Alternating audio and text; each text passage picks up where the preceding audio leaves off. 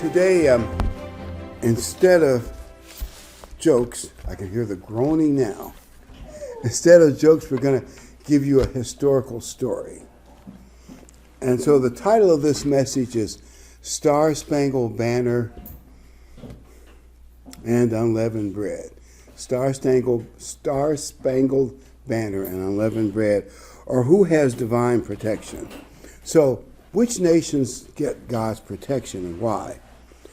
When you saw those 300 plus rockets, drones, and a collection of missiles heading toward Israel to overwhelm their defensive system, it was quite. By the way, you realize 30 of those were ballistic missiles. That means they go up in the atmosphere very high and come down real fast, and they're 12 minutes or less from ignition to delivering their weapon. And yet the Iron Dome and David Sling, etc., knocked them all down. And what's interesting, a little bit of the Abraham Accord is still working, in spite of all Iran's attempts to undermine it, because at least this is what I heard in the news. Gulf states that really don't support Iran, in spite of all the anti-Semitism going around, they helped electronically, including Saudi Arabia, locate missiles and drones, so they knew for the Air Force how to shoot them down. And Jordan actually shot down a bunch. Think about it, Jordan protecting Israel. Would you have thought you'd have heard that years ago? You probably know this. When David Ben-Gurion, I think he was the first prime minister of Israel, or one of the first, he said the existence of Israel is a miracle. You think about what happened in 1948, small state, no Air Force, really just kind of getting together, and yet they held off 5 Arab states, and now some of those same Arab states are somewhat allied with them thanks to the Abraham Accord. Things have changed. So Israel got protected, and they had actually I heard 2 or 3 men from Israel who think they know what's going on, and they really believe that God was protecting Israel. They say the people in Israel right now are happy for the most part, united. There's a small percentage of far leftists that, that they want all the weird stuff, like a 2-state solution. They already know that won't work, but they said most of the country is unified behind they call it a unity government led by Netanyahu. And he might change after the war is over, he may be retired, but they're behind him, and they want to win the war, and they're unified. And they believe God protected them, that they have Abraham's blessing. The only question I was asked is, how long will that last? Let's assume that Judah does have divine protection, or at least they had it in the past. And by the way, when they went into, urban combat's the most difficult. Block to block is easy. When you're the aggressor for the enemy to set up all kind of ambushes and bombs, they said, you can't go into a heavily populated place like Gaza City without losing thousands of men, all those tunnels. But the IDF hasn't lost that many men, and relatively speaking, they appear to have gone in there and pushed Hamas out, gone in the tunnels, and at least, except for the big southern city, they seem to be headed for victory. I'm saying that's for people in Israel. They're very positive. So it appears that God has protected them. I remember something that David said.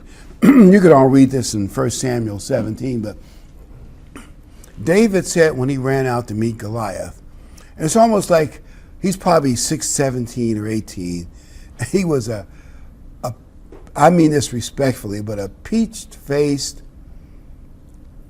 red-headed kid up against a hardened warrior, probably had a beard and scars, a battle-hardened guy with all kinds of armor. It's like a boy against a tank. And he had no armor on. He had no sword. He just had his staff and his sling. And as a matter of fact, the shield bearer for Goliath kind of stepped aside. They laughed at it. This is a joke. He's going up against Goliath. But David said, you come to me with armor and spears and javelins, but I come in the name of the living God of Israel, whose army you have defied. You almost know God wasn't going to let him lose, right? Now, God probably didn't do a miracle with David at that point, but probably in getting the Philistines to run, maybe God did perform a miracle at that point after he did Goliath then. But the point is, God decides who wins. Large armaments do not always guarantee victory. I'm going to tell you a story that makes that point. I'll give you a little bit of the background.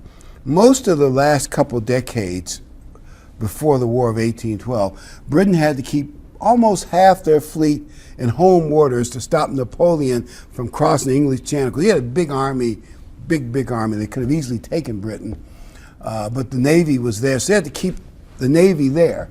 But they had defeated Napoleon the previous year, or at least a certain number of months. And so the British were able to release their entire fleet, and they dominated the seas. They had hundreds of these battleships of the line that had, I hope I'm accurate in describing, they had 3 decks of cannons. You know, think of all those, and then they could rotate the ship, and then the other side of the battleship could unload its barrage. And so the American government, I think it was 1813, but it's been a tough war, and both sides had a lot of POWs. So our government asked the British for a prisoner of war exchange, and they said, okay.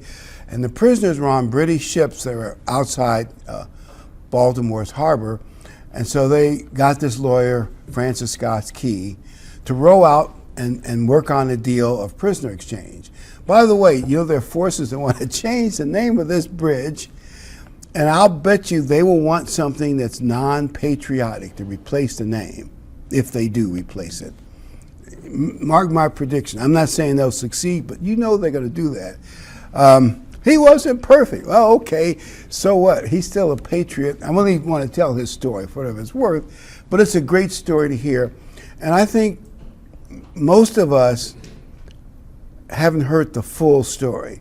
So Francis Scott Key and they rowed the boat out to the admiral who's in charge of this British Armada off the coast of Baltimore. And he talks with them, and they arrange a prisoner exchange. So he goes down into the hold of the ship, and there are a bunch of Americans all chained up, POWs. That's kind of a rough condition to be in. He says, I got good news, man.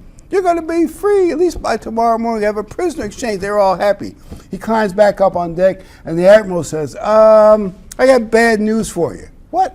He says, their freedom may be purely academic because Britain is taking America back, and you're all going to be working for the king, and anybody who rebelled against the king may be in trouble anyway. And he says, what do you mean? He says, look over your shoulder. Do you see all those dots in the harbor moving fast this way? That's the entire British Armada. Hundreds of these ships of the line, big battleships.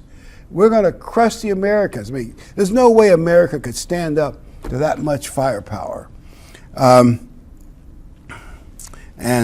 Of course, he went down below, gave him the bad news. Then as it got dark, the British ships got closer. And he says, like, oh, I'm trying to make a sound of all those guns going off at once when the admiral signals. And it was like, he said it was deafening, the roar, you couldn't hear yourself. In between the roars of bombarding, he would ask the guys down below, and they would say, what's going on? And he asked the admiral says, well, look, you see that fort that's guarding the harbor of Baltimore, Fort McHenry, with its cannon batteries, a big, long, tall flag on it. He says, we're going to take that fort apart. We're going to practically sink that little island it's on. We're going to blow it into smithereens. We got the firepower. And so Francis Scott Key says, well, there are a lot of civilians there, too. He says, well, we gave them a way out. All they have to do is lower the flag as a signal that America surrenders, and we'll stop the bombardment. Well, needless to say, that they started the bombardment for over 2 hours. They were just bombarding the place. But every so often, as it got dark, and in the red glow of some of those bombs and rockets, the flag was still standing. And he asked the guys below, the POWs, they said, well, is the flag still flying? Is it still flying? Have we surrendered? He said, it's still there. And the admiral says, I'm giving the implication, but the way he said, you Americans must be insane. You can't stand up to this kind of bombardment. That must be crazy. And then he said, well, it's like one of George Washington's speeches to bust up the troops, to buck up the troops. He said, look, American Christians will die standing before they'll be on their knees. And he says, they're not going to surrender. The admiral says, well, we can't understand it. We know we've gotten direct hits on the flag, and it's still standing. We've got hits all over the fort. It's still returning fire, guarding Baltimore's harbor. He said, well, what we're going to do, we're going to bring in all the battleships even closer, and we're going to have them focus on the American flag and the little stand, it's a big flag standing on. And we're going to turn it all into matchsticks. And then again, the roar of all those cannons, and they blasted for over 2 hours. And he heard the men below, the prison, were praying that the flag would still stand. And every so often, in between reloading the cannons, the men below would say, is the flag still standing? And as a rocket, sort of like a light bulb, the glare, he'd say, the flags are still standing. It's still standing. And of course they were happy and they were praying about it, and the British unloaded all night long.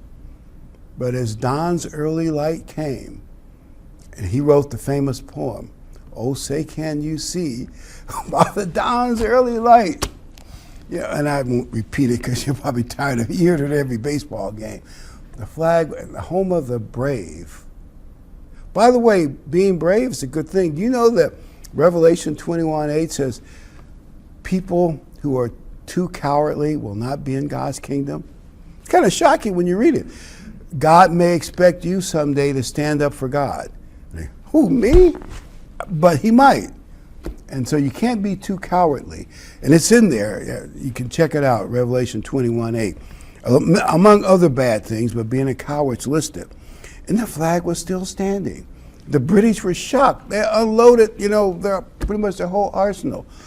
And as Francis Scott Key rode back in to Fort McHenry, obviously it was damaged, and there were dead men around the flag, all around the fort, and apparently keeping the flag up and manning the cannons. And apparently when some died, others came out of, I guess they had buildings, they came out to keep the cannons going and keep the flag up. People died for that victory. And just so it doesn't seem like a total hollow victory, a symbolic victory, there's a plaque in the suburbs of Baltimore.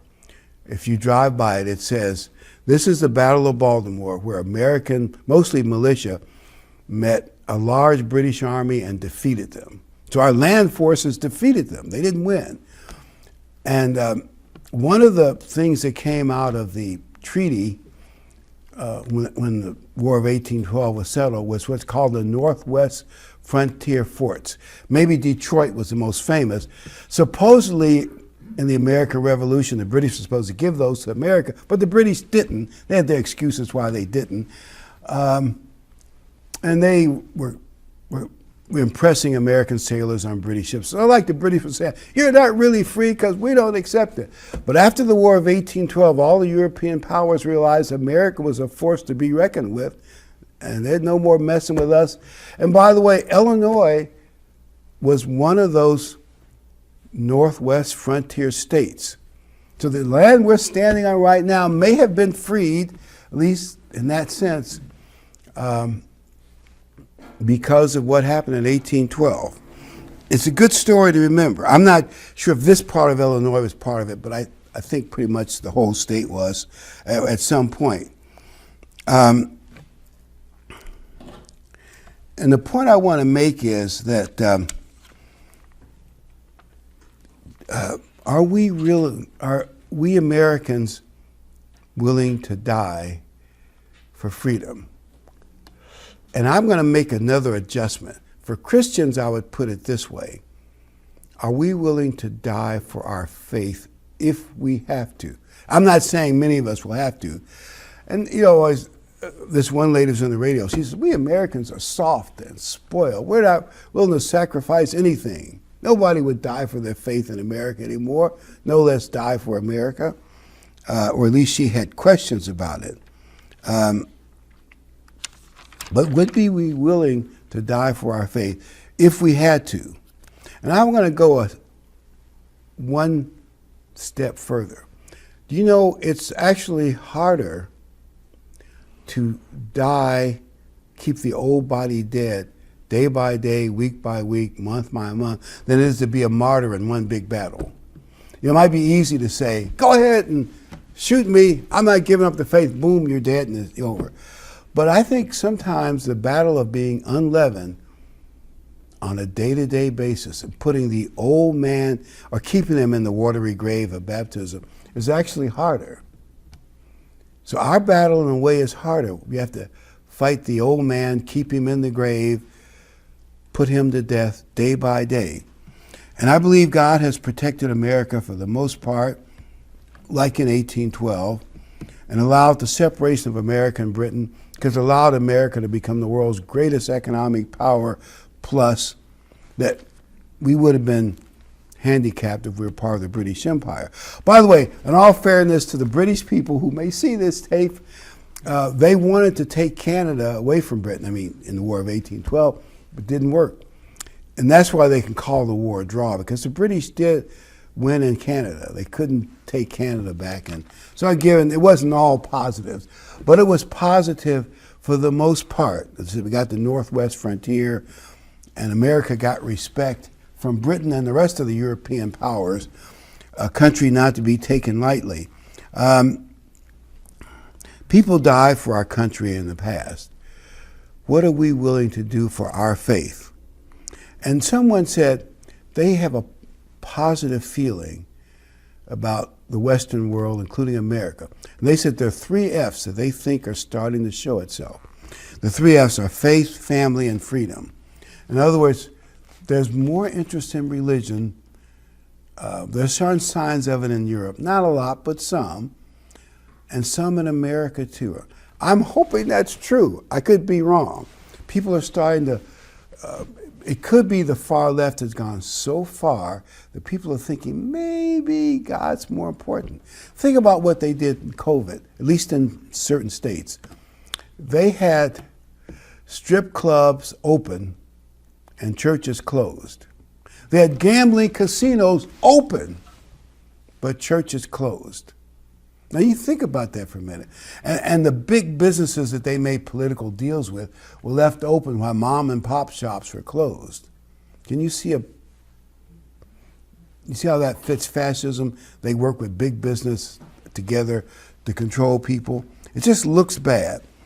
Maybe people are tired of that, and we want to emphasize family and freedom from overly autocratic government. I'm hoping that's true. My first scripture is Genesis 12. I want to go back to the basics of God protecting Israel. Of God protecting Israel. Genesis 12:2. And I will make of you a great nation, and I will bless you and make your name great, and you shall be a blessing. Even if you say we can't prove who are the lost tribes of Israel, we know Judah's one because they've never lost their identity. God was saying they've been keeping the Passover, which was last night for them, and they celebrate the first day of unleavened bread just like we do. They've been keeping that for 34 centuries? Wow, since the day they left Egypt. That's quite a record if you think about it. But even if you say, well, we don't know what happened to the other tribes, I would say, look at who got the blessings. And even in a relative sense, if you were to go back to when America started, those pilgrims mostly were Puritans. They were so Bible-oriented, you'd be shocked. That's what they called themselves, Puritans. They were the ones who went back to the pure Bible. Of course, it made some of the officials in England mad. That's another story. But they were very Bible-oriented. I'm not saying they're right about everything, but relative to the rest of the world, America and Britain have given far and away the most world's charity, helped many nations, done most of the missionary financing, far and away for the world's come out of America and Britain. You'd be surprised. I'm not putting other nations down, but not nearly as much. So you can see who's got the blessings. Verse 3, and I will bless them that bless you. In other words, he's saying, if you bless the children of Abraham and Abraham, you'll be blessed. If you do the opposite, you won't be blessed. And him that curse you will I curse, and in you shall all the families of the earth be blessed. We were just talking on the way here how Spain didn't seem to benefit from the empire like you would have expected. It's almost as if their persecution of the Jews, it really had a bad effect on them. Certainly the same with Germany. Relative to population, they had the greatest disaster in World War II than any other country. So there's a curse if you go against Israel. Him that curse you will I curse, and you shall all the families of the earth be blessed. Psalm 122:6. Psalm 122:6. Pray for the peace of Jerusalem. They shall prosper that love you. In other words, if you want to prosper, love Jerusalem. And they claim that some of those big-time ballistic missiles were aimed at the center of Jerusalem. You like that? They could have even blown up the Dome of the Rock. Anyway, peace be within your walls, and prosperity within the palaces. For my brethren and companions' sake, I will now say, peace be within you. And for the sake of the house of Jehovah, our God, I will seek your good. In other words, if you seek the good of Jerusalem, it's going to be to your advantage. We should seek the good of Jerusalem. We should. Judah is being protected for now. You know, they say with all those missiles, and that's quite something.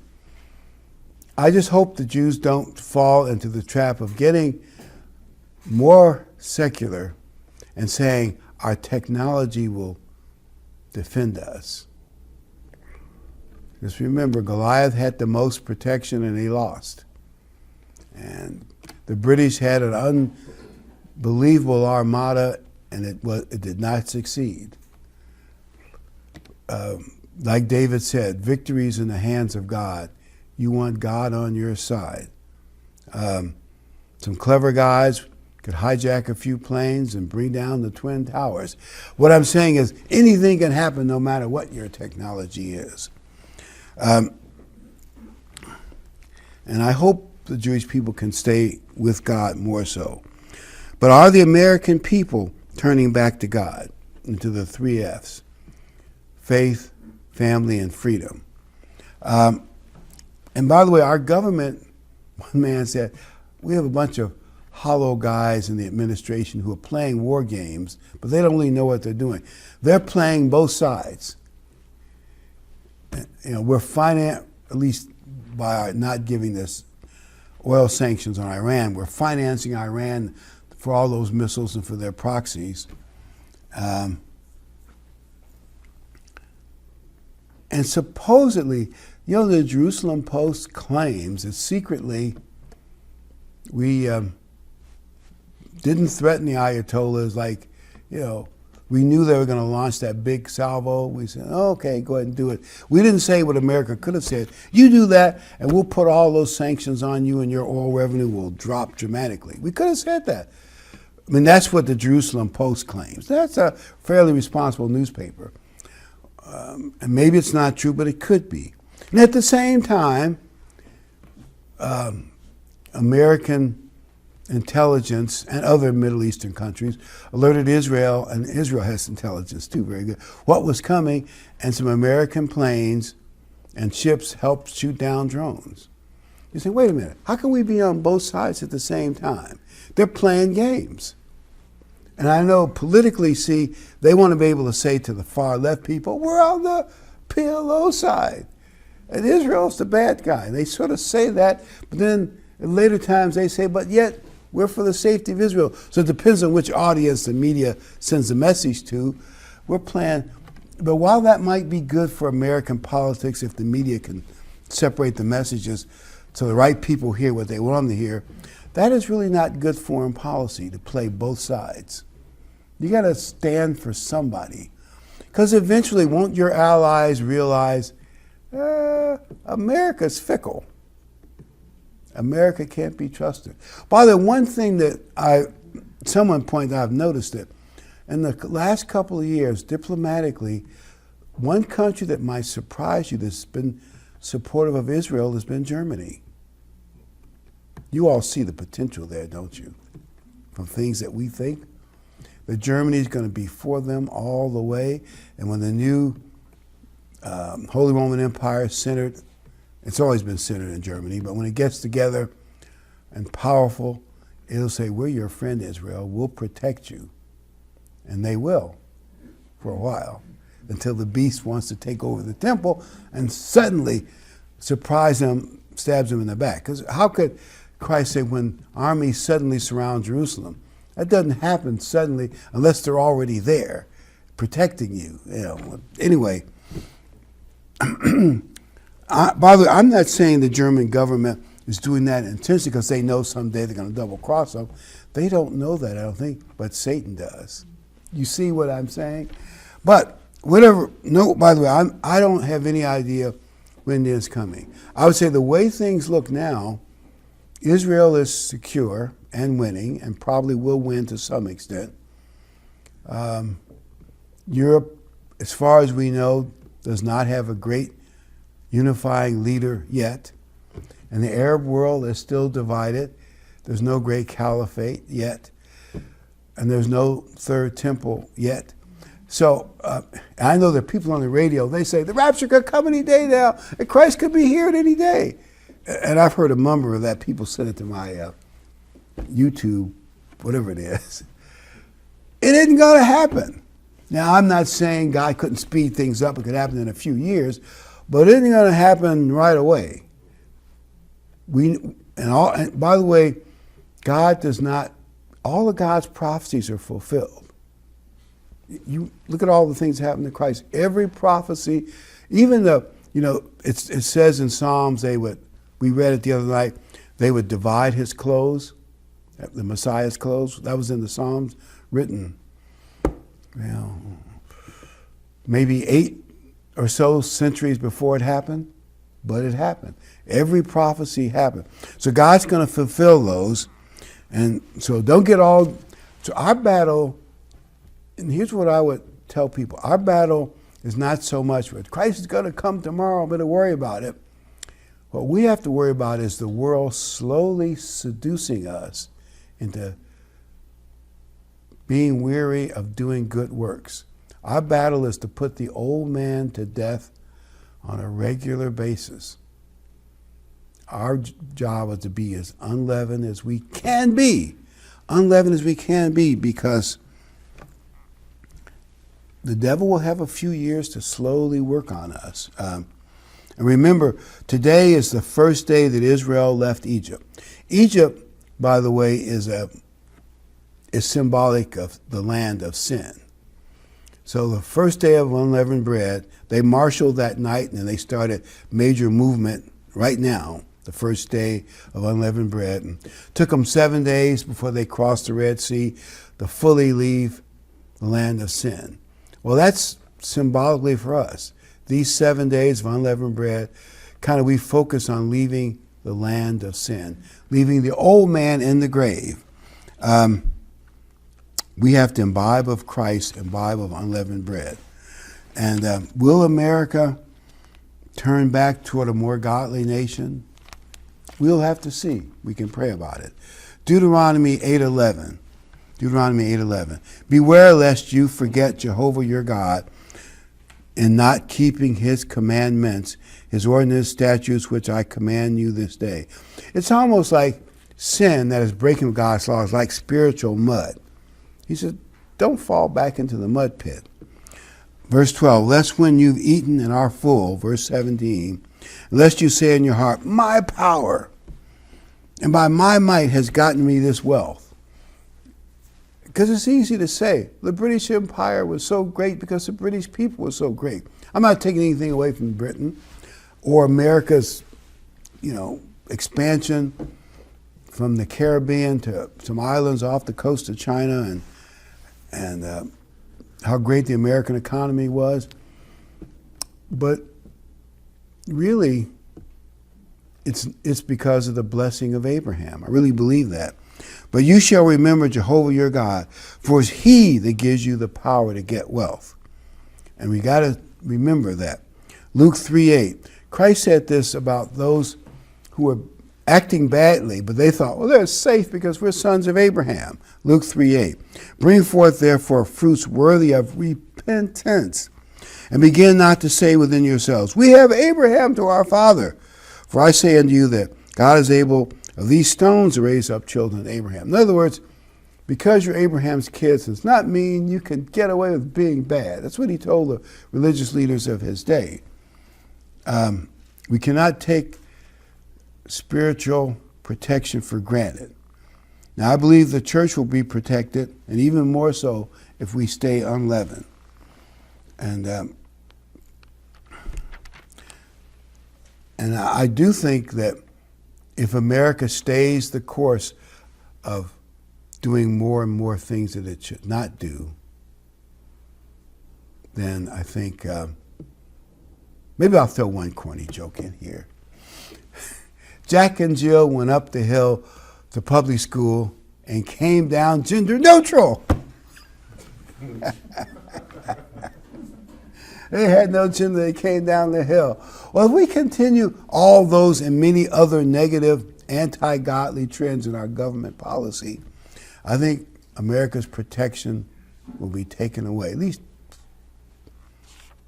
that's what I think. But I don't think God ever permanently forsaken Israel. He just temporarily might divorce them now and then.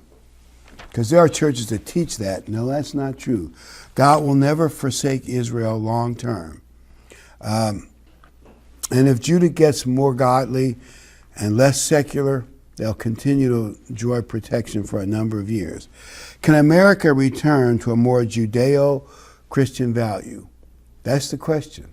Can we return to a more Judeo-Christian value? And you're saying to yourself, well, there are some indications we can. And I see things on the internet where people who in the past were totally suckered by the woke culture and the far left are starting to wake up like, wait a minute, this stuff is perverted. This stuff doesn't work. The schools are much worse than they've ever been.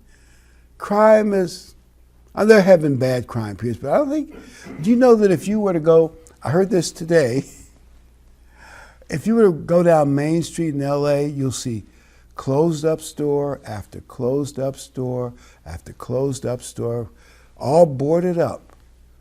Mostly because we have pro-criminal prosecutors and legislators and governors, and probably a whole bunch of other, not pro-police, but pro-criminal. The same thing has happened in San Francisco.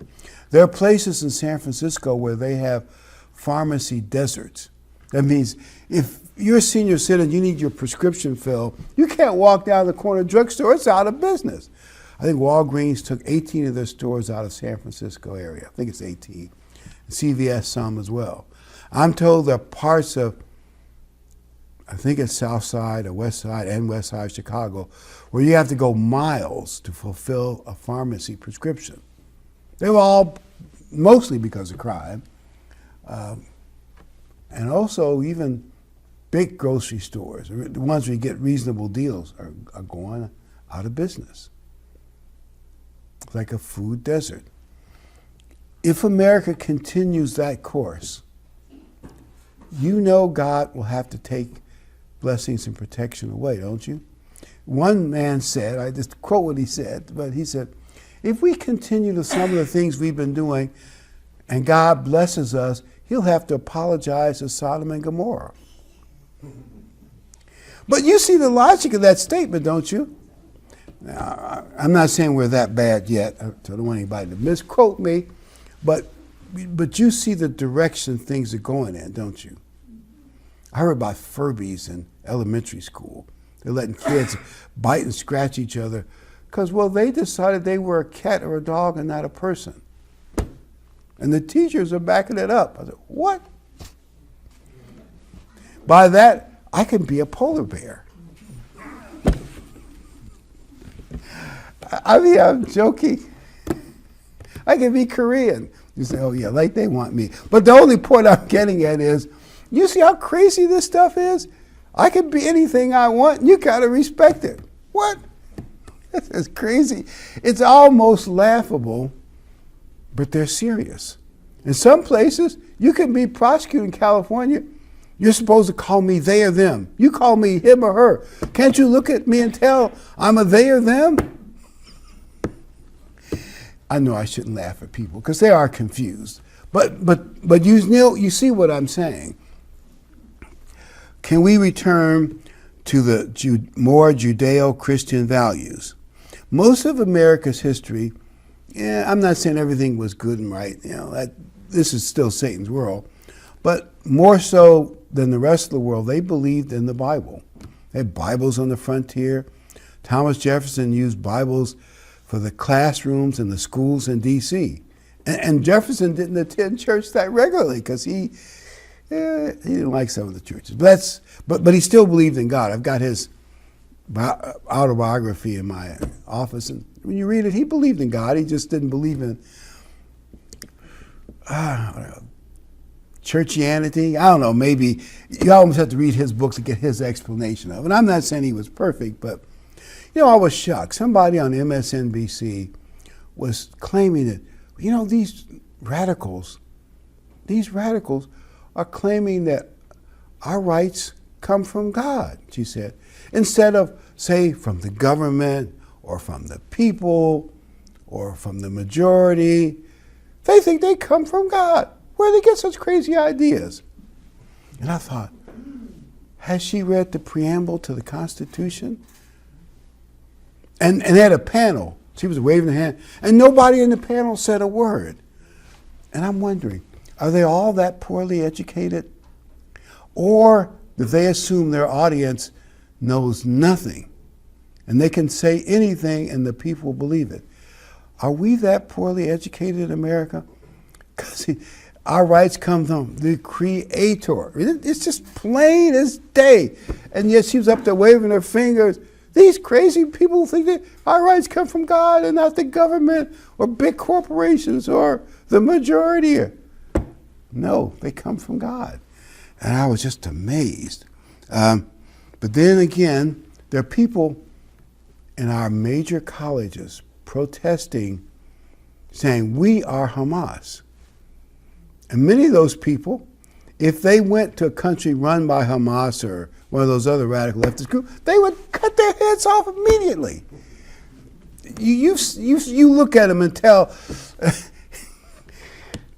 they would say, woman, your head should be totally covered. What's that stuff you got on? Off with your head. And queers for the PLO, you know what they would do? Never mind. You get the idea. They don't even know what they're saying. And from the river to the sea, it's genocide. That's really what they want. They don't say it. They say, well, they should go back to Europe. Well, the reason they left Europe was because of the Holocaust. And yet these are college kids from Ivy League schools, at least some of them, they don't even know that. I think, where have they been all their life? They've been miseducated. And Bible, I bet they know so little about the Bible it'd make us all choke by what they don't know.